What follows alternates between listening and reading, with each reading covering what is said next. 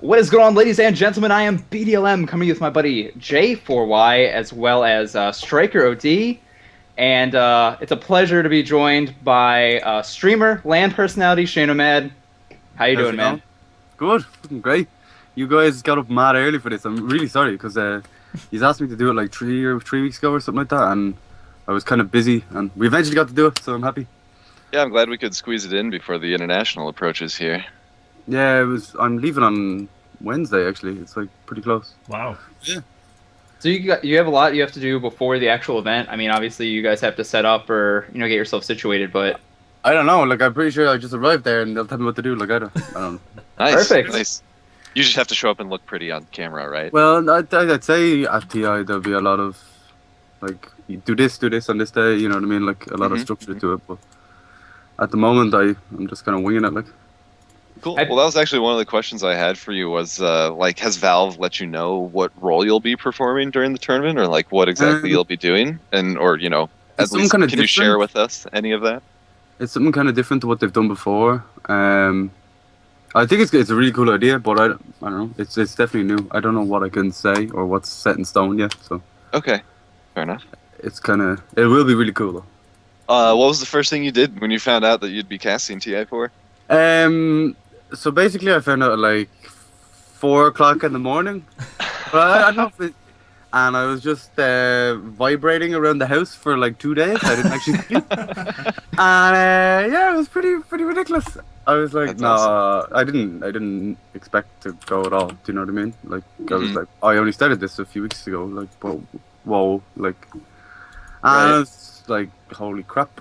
Yeah, basically just vibrated around. Didn't sleep for 2 days. Pretty excited. So you've mostly been working in Dota, like, through the Good Studio, right? Yeah. How did you get involved with the Good Studio? Well, basically, about 3 years ago now, I'd say, when Dota 2 first came out, I started working, like, I made this community with a few other guys.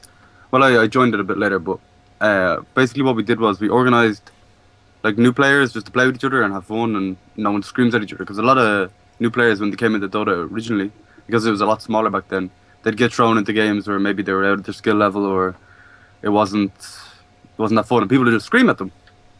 So I was like, right, well, a few other lads made this community, and then I came in and just like started playing with them, because I played Dota for like 1 billion years before that, and played like probably like 10,000 hours of it or something, and also played like Heroes in Newerth a crap ton as well. And the second Dota 2 came out, I was like, right, I'm getting on this bandwagon, it looks awesome. And I joined them basically every weekend. What I'd try and do is I'd organize like a pro player or some like community member dude like Bruno or Pyrian or something like that to come in and just play with us and maybe teach us some things and have fun. Like. So basically I got a few guys, got like Syndrin, Bruno, and then I got Pyrian, and I got really good friends with Pyrian through that. I was like playing with him, he's a cool guy, and then just had fun with him basically and kept on playing with him. And then eventually, like a year later or something like that, he ended up doing the Dream League kickoff season. And I was playing with him and the James and Andy and all that for like the whole time they were doing it. Just playing Dota and having fun.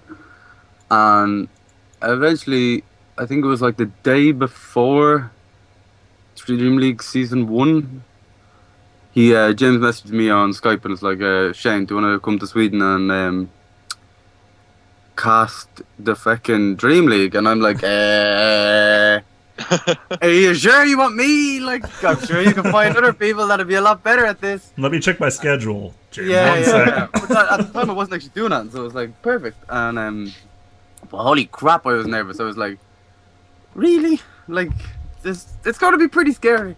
Oh yeah. So I get the flight at like 7 a.m. over to Stockholm. And the show starts at like 5 or 6 p.m. And I didn't sleep the night before, obviously, because I was so fucking excited. Like I just get so excited. Like, and I'm like, okay, we go into the studio and it's like this massive studio with like loads of cameras and like a huge production team. And I'm just like, holy crap, I'm definitely in out of my depth here. I don't know what I'm doing. Right? And the first show, I actually didn't know what the fuck to do. Like, honestly, like, they didn't tell me anything. Like, they just said, just stand there and fucking talk. Like, stand there and we'll bounce questions about Dota off you. No, but the way the good studio do it is it's more of a conversation. It's not like you don't aim questions at people. So it's kind of hard to know when you start off when to talk. Well, like, it's still hard. Like, you don't want to interrupt people. You don't want to, but like, yeah, I'm getting used to it eventually, but it's still a lot of learning to do. Like, yeah, I was gonna say, I mean, it's neat that you get to both have the sort of, I guess, the more serious of the Dream League casting and being on the panel there and talking about the games, but then also, starting off being just a streamer, and you guys seem to have a lot of fun with it. I need to learn that from you, how to actually have fun and play Dota at the same time without screaming at people. It's a talent and a skill that I have yet to acquire. Basically, after years of playing Dota, and like, I used to take HUN kind of seriously, and like, I cared about my MMO thing, and I tried hard and all that kind of stuff. And then I came to Dota, and I was like, well, originally I played Counter-Strike quite seriously, and like trained every day, and went to LANs, and had practice, and hated losing, and eventually the game became more about winning and outplaying and beating your opponents rather than playing the game itself. Mm-hmm. And I was like, I'm not doing that with Dota. Like, I just want to have fun with the game. I want to, give it longevity. Don't just play it to win and then get annoyed at it. Like, so I just kind of gave up on winning, basically. And I'll say that's one of the things I've definitely adopted from watching your stream. I call it the Shane School of Courtesy. Just as a small thing, just like saying "Have a nice day" at the end of the game, right? Instead of all the immediate "GG," "Oh, these teammates threw flame." If I win now, I don't say "Have a nice day" because it's a bit cheeky. So if I only say that if I lose now, because it's like I feel I didn't mean it in a cheeky way, but like of course, but it's the internet. Yeah. I always liked, I would say, like, GG well played for just, like, completely, like, train wreck games where it was just, like, a landslide. It'd be like, wasn't well played, everybody sucked. I'm like, okay, odds are one person played well. Not the best, somebody did okay. Take it at that. Just, yeah. That wasn't to you, that was to the one person. That was somebody else, clearly not me. You did a good job, thanks for that. But, Jay, shut up. You're talking too much. Oh, I'm sorry. I'm just, going crazy over here. I love your suit picture, by the way. It looks beautiful. Oh, is that on right? Skype. Yeah. Yes, I'm jealous. That was rather nice. I was trying to actually diagnose your name because Shaneomad. I think I get half of it, right? I mean, nah. My mother gave half of it. And she pretty much gave me the other half as well. But no, it doesn't mean like angry. It just means like insane, basically. Okay, see, the way I was actually thinking about it in my head was Shaneomad, like nomad, like you're not mad. And that's the way I wanted to start thinking. I don't know, it's kind of deep, it's kind of a twist, but I think I like it. It's nice. It's pretty good. When I started playing Counter-Strike, like right at the start, everyone had like, I started playing 1.6 and everyone had like aliases, and I just went with Shaneomad. And then eventually, like after like 2 weeks, I was like, nah, fuck that, I'm just Shane. Like, and when I went to make a Twitter account like a few months ago, I was like, okay, Shane's taken. What a load of crap. So I had to make Shaneomad. Like, can you imagine Shane's just taken? I know, I was really, really disappointed in that. I messaged some people about a few angry emails. There you go. I was thinking, Shaneomad, you're a wild free spirit. You go where you please. You just roam the countryside. A hunter-gatherer. Yeah, of sorts. You spend your time picking berries, hunting squirrels. Sounds like a good thing to do in your free time. Bad, right? Yeah. What's not to love? But, Fnatic just picked with Tiny and ESL. Oh, baby. Oh, boy. Never heard of that combo from them before. Yeah. They've been doing really well with their Skywrath, actually. I know, it's crazy. Well, I've been a proponent of the Skywrath for ages, and I was really happy to hear No Tail was in an interview, and he was like, yeah, I think he's a hero that's going to wind up being like a sleeper. He's going to come in and start showing up. And then Syndrome was even like pointing out that the magic amplification at level 1 is what it used to be at level 3. Yeah, it's insane. They buffed the crap out of it. Like. And they also buffed his movement speed. And his movement speed is just, insane. Oh my god. Do you have a hero you're expecting to see at the International 4 that we don't get to see a whole lot of? I honestly think that tiny wisp Bloodseeker is the most broken thing in the game, and they need to pick it. Please Seriously, explain. Please. You give the silence to the tiny, and he hits for like 900 damage or something crazy like that, and he just one-shots towers. Like, how is this not a thing? I never even considered that. I thought you were like going for some like global vision IO relocate strategy, but no, just damage. Just damage that wins. Yeah. No, I don't know. I think that it could be cool, like, to see it, but I don't know if it'll actually work. So it's hard to learn it. Yeah. As part of our podcast, we have like a daily, or not a daily, question of the week, and most recently one of ours was, what is your favorite like troll strategy that's not just trolly but actually works from time to time? And my example was the 5-man global strat where we had Lifestealer and Bloodseeker with a Wisp, and then a Tinker and a Nature's Prophet, and we could 5-man gank pretty much anywhere on the map with global teleports, as long as there was something to boost travel to. As well, when you all just have global ultis like Spectre, Zeus. Oh, of course, Spectre, Zeus, Nature's Prophet, and Ancient Apparition. Yeah. But do you have a favorite strategy similar to that? So basically, when at one stage we did this Dota noobs in-house thing, and like that was a lot of some people asked me to like scrim with them and fill in or whatever, but not like I don't really do it that often. But when we had this in-house league, I had this offensive tri-lane, and it was Undying, Cottle, and Axe, and it annihilated everyone. Like, but this is at like the little kind of beginnerish level, but it was like, of course, it was like the best combination in the world. I think that's, you can do Silencer, Axe, Bloodseeker as well, which is pretty funny. We did a Silencer Axe lane, and it was magical. Yeah. For the other team, because they might have been like, Lifestealer Omni Knighting or something like that. It didn't go so well. No, that was the Skywrath Axe. Me and Jay, we did Silencer Axe for the dots. Oh, the dots are too strong. It's pretty good. It's kind of fun. Like, what was a good one as well? Sometimes I play Wisp Silencer as well, and go offensive, like dual lane. It's actually really strong because you just run at them and click them with the orbs, and they all die. Yeah, and you get tons of mana regen. The attack speed with orb effects. It's one of my favorite strategies in general. You get a little troll warlord on that team. I mean, life can be good. Life can be very good. Yeah. Joe, did you have like 500 questions? I feel like you asked 2. Yeah. 100,000. Oh, okay. Okay. Sorry, Shane, you're here for the whole day. That's just it. Yeah, order some food for dinner, whatever you need to do. You're going to be booked here.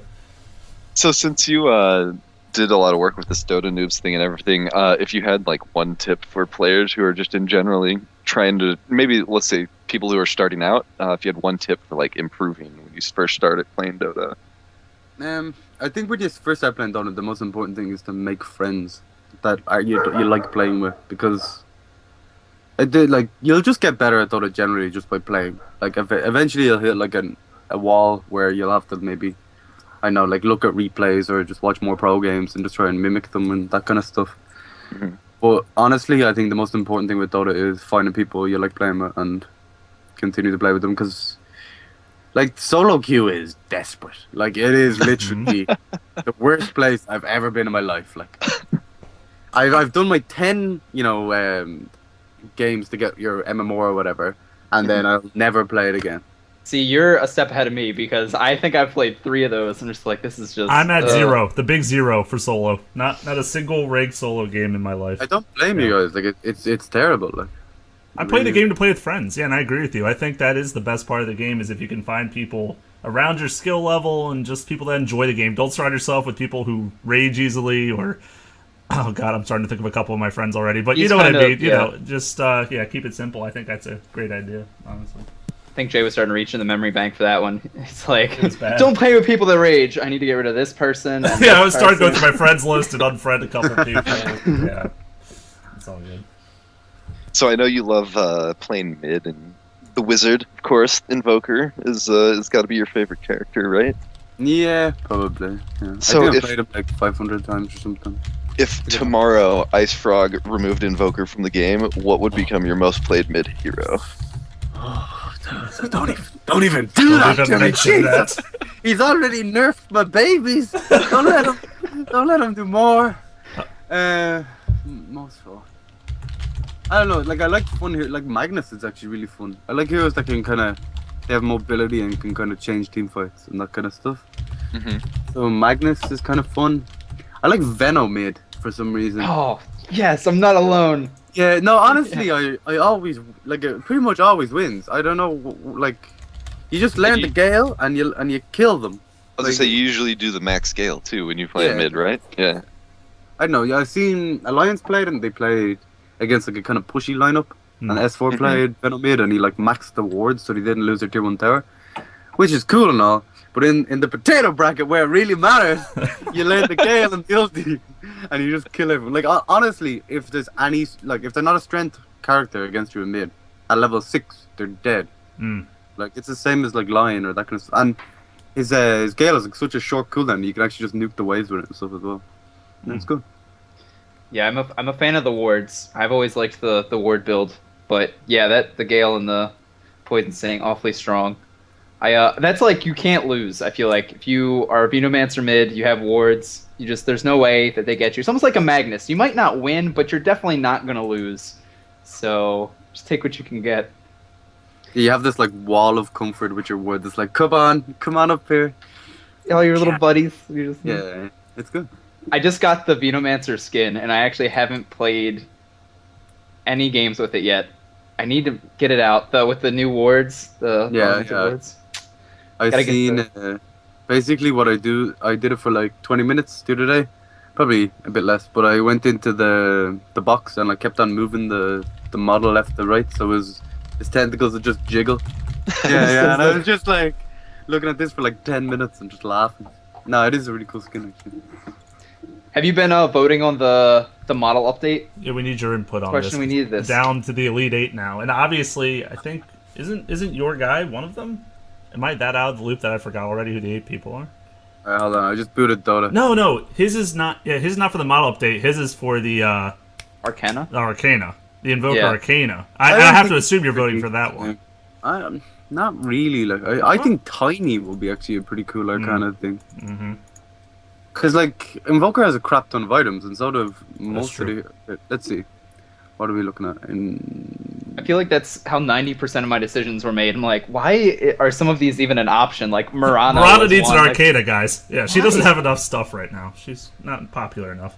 And like PA isn't great either, to be honest. I think TA was way better. Yeah, Arcana TA would be pretty cool. Alright, so... Oh god, my daily hero challenge is Skyrath.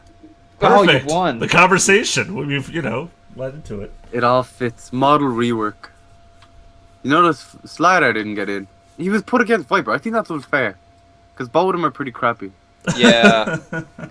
I know. The flying triangle versus the questionable sex of a fish. I don't know what like... And Juggernaut looks awesome. What are these guys I don't understand. thinking about? How does Juggernaut go up against Witch Doctor and then win for the model rework? I don't understand. It doesn't make any sense to me. The Faceless Broodmother one, I was like, they both look terrible. I feel like I could live with Faceless, and they could do something really cool with Broodmother. So I think that's the way I voted. Honestly, I wouldn't be too disappointed if they just removed Viper from the game. Like, like just no one would notice. Just tomorrow, just like delete the character. They don't say anything. No, don't tell anyone, and everyone just like, okay, everyone knows. No one. It would take a week, easy, for people to notice that he was no longer there. He's probably the least intuitive of all the heroes. Like he doesn't do anything fun.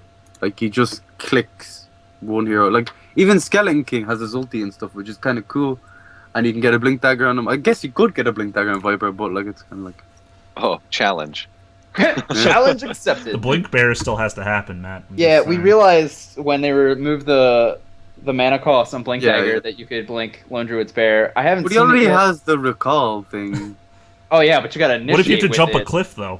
I mean, you got these problems here. I mean, what if they stun your bear while he's going in? Then you have boots of travel to when you jump the cliff, you have boots of travel back to the bear. So it's like, what up? There you go. Perfect. I tried to do that yesterday. Didn't work. I'm absolutely terrible at Lone Druid. Like he's probably my worst hero, but I like him quite a lot for some reason. I get Mask of Madness Soul Ring on him, on the bear, and he just goes to town on people, but it's terrible. He just dies instantly. You get Soul Ring on the bear. Yeah. Can you please explain what that accomplished? Because I don't know. I'm not next level enough. I need to know. It gives it Mask of Madness. Yeah, it gives it mana, so it can use the Soul Ring. Oh my god, that is next level. Jesus. You can use Mjolnir on it as well. That's now amazing. Now I had no idea. And that's a bug? Is that not a bug? No, it's not a bug. That's really intended? You can have mana on the bear. So you can get a Dagon on it? Yeah. That's what it sounds like. I never thought you could get mana on them. You can Soul Ring Dagon, yeah. Team 7 Dagon, or 6 Dagon. Next level. You could even technically double E-Blade, but I don't think you'd have mana for that. No. You'd need that combo's too much. You need like a point booster or something like that as well. I've definitely bought an energy booster for the bear, but I can't say that I've done the Soul Ring. That's pretty good. I like it. Yeah, it's way better as well because he gives him a bit of regen. He already has quite high regen. I think it's like 6 or 7. Do you have a favorite item in Dota? Favorite item? He likes boots the most. I honestly checked Boots this of on Travel. Dota the other day, and boots of travel. I always rush boots of travel on some heroes. I've got like an 80% win rate with it over like 800 games or something like that. It's kinda, maybe Merlini's onto something. Yeah, it saves you so much money in the long term. He's thinking the long game. Yeah. You don't have to buy them TP scrolls. It does make a difference, to be honest, because it's barely like 8 TP scrolls, and you easily use way more than 8 TP scrolls in a game. Are you on the Rod of Owie bandwagon? What are your thoughts on that one? I get it on Bristleback. Nice. Maybe Silencer, but apart from that, not really. Like a Yule Scepter, I think is just better.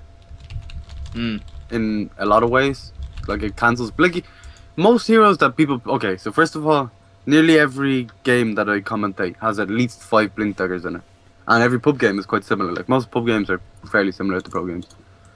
And okay, so you Rod of Owie them, and they just like blink away, and you're just like, well, I tried. True. Yeah, that would actually be really cool if they did the same thing to Rod of Atos that they did for Yules, make it do like a nominal amount of damage. It has to like be 20 so damage. low because the cooldown is also so low on that item that. Just make it 1. I think it'd be quite good then, like crazily good. Give it a mini stun. A 10-second. Jesus. That is That built would in be every broken. single item. It has like an 8-second cooldown with a 10-second stun. Sounds fine. Yeah. Put that in. Dota's fun. It's really cool though that I feel like they're given these items that like hardly ever get used, like the Yules, and they keep buffing Rod of Atos till people use it. Do you have any item that you like wish was worth building that you just can't? I think every item in Dota has, like there's no item that I've like never built. Like Vanguard. Okay, yeah. There might be But one. like on some heroes, it's not bad. If they have like high physical damage and stuff early game, it's not too bad. On some heroes, like Depends on the timing of the item. yeah, if you can get it really early, you're basically unkillable until like minute like 18 or 19 or 20 or whatever. I think it was like the free to play, or it was one of the other documentaries where it was like there was a Beastmaster with a Vanguard at like I don't know 20 or 30 minutes, and he was just like up in everybody's face. Did not matter at all. It's pretty hilarious. Vanguard was different back then as well. They changed it a bit. Like it wasn't working correctly in Dota 2, and they had to change it. But I think it works. It works now, whereas it didn't before. As effectively. I'd like to talk about the international a little bit, some more here if you want. Yeah. Have you ever been to the United States before?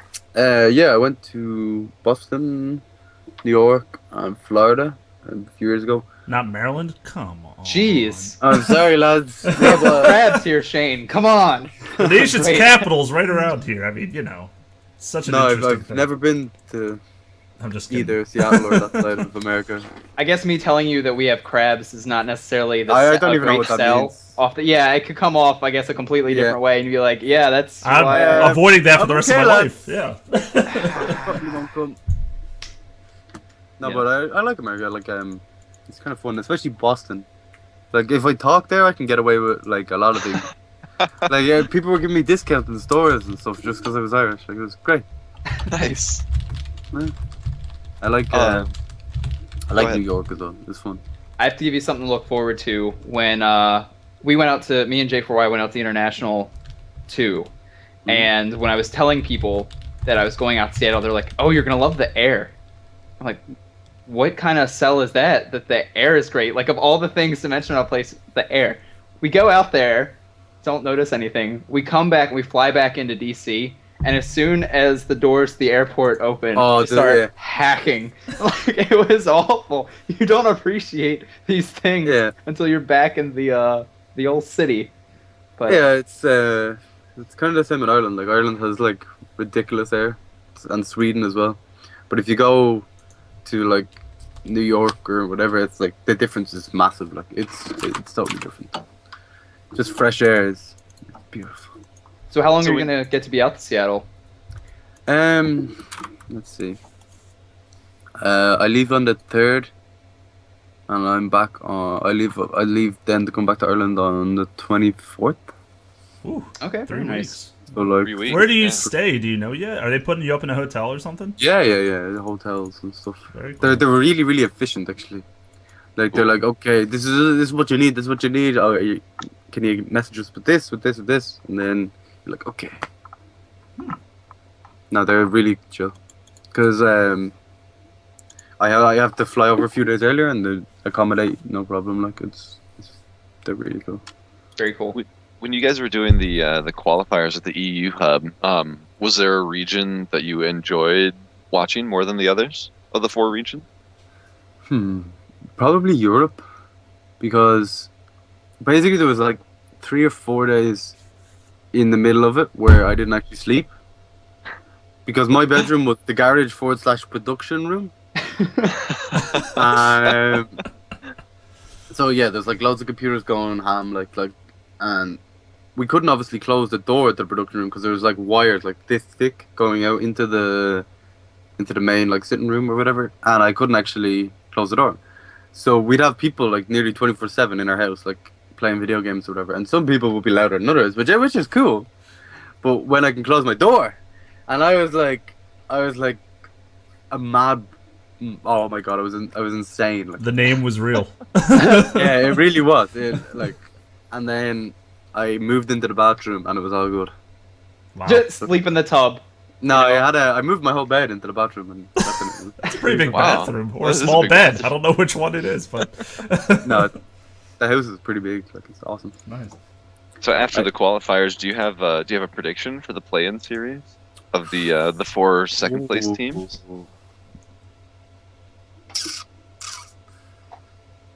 Oh. I really want the MVP Phoenix to do well. That'd be awesome. Like, I don't even mind if, like, I just want them to win a game or two and have like a bit to show. You know what I mean? Because I think it's not even it's more important for teams that are that kind of country to for the country to get behind it, and then they say, okay, let's play Dota. You know what I mean? Like, for their scene, exactly. Get that area. It's involved. really important. Like, that's why I'm happy that America has good teams coming into TI as well. Like us too. Yeah, about time. We can stop cheering for Na'Vi finally. Yeah. Like, if you have like EG or like, kind of Cloud9, I guess you can kind of. We root for them. Yeah, we root for them. Yeah, you'd stretch We've it. adopted Stretch it.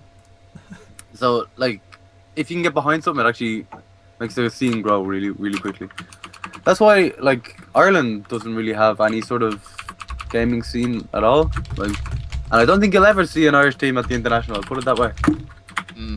Like, it kind of annoys me in one way, but.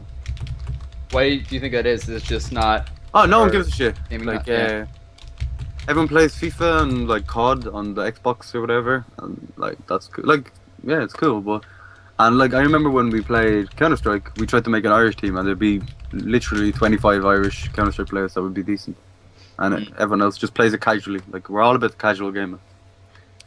I was gonna say, when you said like going outside doing sports in the sun sounds ridiculous. I don't know why anybody would do that.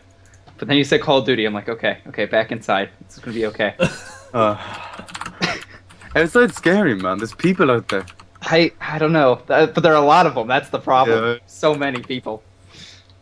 But yeah, so I guess you've gotten to see or participate in a lot of, I guess, different capacities of being like casual and on the stream and doing it for the fun, and then I guess more serious and like the Dream League. Do you have like a preference? Do you like being up there and trying to do like super analytical stuff, or I guess it's kind of Like, first of all, at DreamHack, I was so nervous. Like, crazy nervous.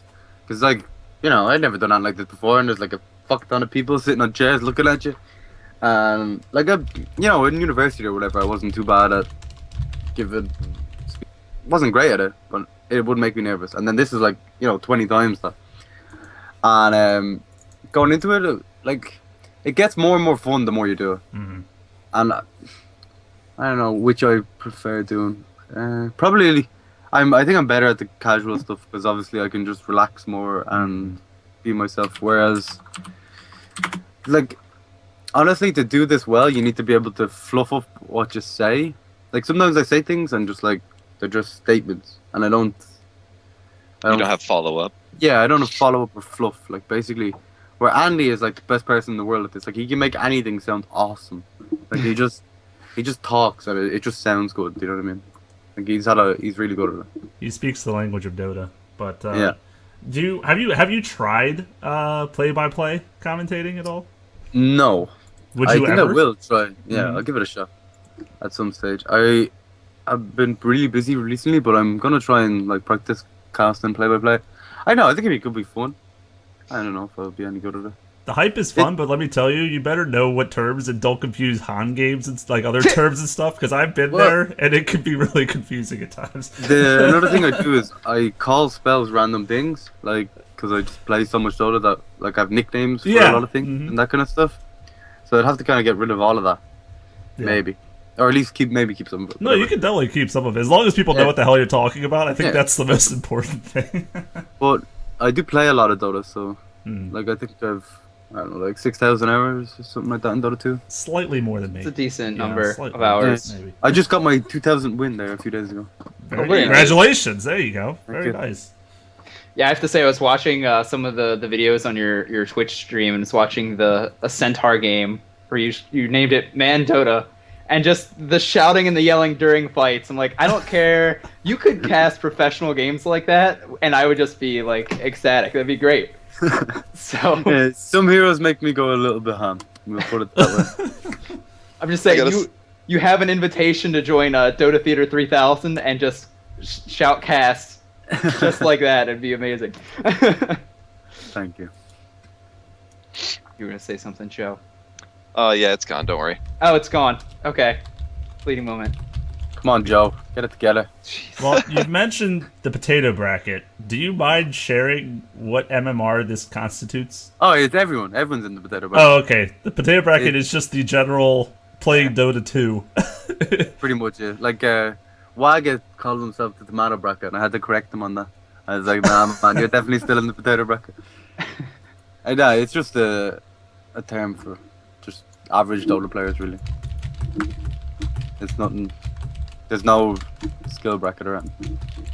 It's not the trench tier. No. Well, I think all tiers are the trench. It's just different degrees. Yeah. Do you have a? I feel like the common question for like all of the MMR stuff, it's like, oh, what's the most important role? How do you get out of the tiers? I mean, do you have a feeling or a preference or a belief in that? Well, I usually only play party matchmaking, and I play with like huge variance in skill, like ridiculously variant. And like sometimes I'd have like someone who isn't very good at Dota at all, and like someone who's like maybe professional or something in my party. And the MMR system like freaks out and gives us like 5 points for winning and like 45 for losing, like every game. You can't lose. Basically in one day it wouldn't be unheard of for me to go down like 400 MMR, and then I'd go up like gradually, and then go back down 500 MMR, and then go up gradually. Like it's honestly, I don't care about the MMR thing at all, really that much. Like I think it's just fun because the games are usually better. Like the quality of games is usually a lot higher, and then that's pretty much the only reason I play it. Like, and so some people like only play it. Like some of my friends are like, no, let's queue ranked. I'm like, okay, whatever. Yeah, I almost kind of find it weird that people want to do unranked because you just are more likely to get, I guess, an even match. And then if you lose MMR, then okay, then you're, even if you think you should have won that game or that you're more skilled, then you're in a position to come back from that or something more conducive to your success. The problem with that is though, I play with a lot of people that have variance in skill level, Mhm. and the 2000 MMR thing stops us playing together. Oh. Mm-hmm. Yeah, so you can't play with people who have higher or lower than 2000 from your rating. And like a lot of people have that problem. I don't know. And So like some of my friends would have like 6.8k MMR or something, and then some of them would have like 2k. You know what I mean? So it doesn't work like. Yeah, sometimes we play with viewers and they're all over the place. Some of them are very new, some of them are very experienced, and so getting them all in a group together sometimes is a challenge. It's just because people, that's why you really want to play with friends or people that are just around this. Like within, I'd say 500 to 800 MMR is like the best because you know what to expect out of those players, and But if it's like a brand new player play with like a 2000 game player, it's like okay, you like expect a lot of different things, and it's just a little harder. It's true. But like when I stream as well, I don't want people to feel like they have to win or they have to do well, because otherwise you alienate some people. Mm-hmm. It's not ideal. Yeah. Do you have any thoughts about the I guess any of the shenanigans that have been going on with the teams? Like CIS just got their visas denied again, and then there's the stuff with Era. Do you have feelings about either one of those things? Well, the CIS thing is obviously not great, but I'm pretty sure they could probably fix it. Like I'm pretty sure League of Legends, for example, they call their players athletes. Mm-hmm. Yep. And that affects how they get their visa. Like they can get their visa way easier because they're an athlete and they have to travel or whatever. But the Era thing, I honestly don't know that much. Like I read all the articles, but I still I don't really know what's going on here, and I just hope that everything turns out alright for the lad, because that's not a situation I'd like to be in when I was 18 years of age, that's for sure. Yeah, definitely. Yeah, I'm hoping they still get to play. I mean, especially when you consider that you have Fear who's sitting out and EG is still allowed to play. Do you, what are your thoughts on... Well, if you're Era in this case, and you do play, are you gonna feel that you're letting your teammates down because you didn't practice together? Like it's still bad if you play. It's like for him. I don't really like in the way we're talking about it now. I don't really mind what happens to the team or whatever. It's more about you have to make sure that he's okay. Like you can't really worry about the team or anything. Like it's all about Era. Like if he's sick in some way, mentally, you can't put him under that much pressure. Like $10 million tournament with a million people watching, right? And you're not mentally sound. Yeah. I'm pretty sure that could go really, really badly if they don't watch really badly. Yeah, absolutely. Fair point. But Excalibur's been doing pretty good standing in for him. Oh yeah, he is really good. He's stupidly good actually. Yeah, especially for being so young too. That's I don't know. He didn't do great at DreamHack. I think he was maybe nervous or something. I'm not sure. But he played Tinker one game, but then was just yeah, well, okay, he's winning the game. But they did they based their whole strategy around them sometimes. Yeah, I think No-Tail was even saying in an interview they have to sort of make a lot of adjustments for him, but it seems to be working out pretty decently well for them. So it's good to see that they're still able to find some success, even if they're not able to play at the exact same level. They're still winning this game. Yeah, Fnatic versus VG at the moment. Very nice. Do you have any predictions for the ESL now that's under? I want Fnatic to win. Yeah, that'd be really cool. I feel like that would actually be some good justification for just the team in general. Be like, hey, we should still be allowed to play because we're still at that level. Navi are still in, aren't they? I've only watched 2 games today. I believe so. I think there's only been one. Mouse Sports got knocked out, didn't they? Yeah. So maybe that's not a great team to be rooting for at this point. I don't know. No, Mouse Sports probably not going to win ESL. Doubtful. But also, I really want Navi to win as well, because for storyline kind of things going into TI, imagine Alliance won, DreamHack, DK won the American thing, and Navi wins this. I think that'd be huge. Because one thing I didn't like about some internationals was Chinese team's gonna win or Alliance is gonna win. And it's kind of But if there's like a bit of kind of, oh, I don't know who's gonna win, it's way more exciting. Oh, definitely, the competition makes it worthwhile. Yeah. I think so too.